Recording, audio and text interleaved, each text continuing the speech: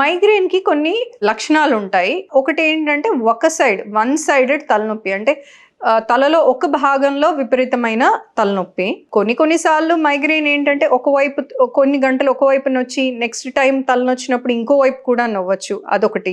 Migraine వచ్చినప్పుడు nausea అంటే వికారం అన్నా ఉంటుంది. కొందరికి ఒక్కొక్క సందర్భంలో వాంతులు కూడా అవుతాయి. మూడోది ఈ తలనొప్పి వచ్చినప్పుడు వీళ్ళకు శబ్దాలు తట్టుకోలేరు. లైట్స్ ఏదైతే సూర్యరశ్మి కానీ లేకపోతే హౌస్ హోల్డ్ లైట్ తట్టుకోలేరు. అదొక ఫీచరు. ఒక్కొక్కసారి వీళ్ళకు కంటి ముందు మస్కల్లాగా తలనొప్పి వచ్చే ముందు కంటి ముందు మస్కల్లాగా కూడా కనిపిస్తాయి.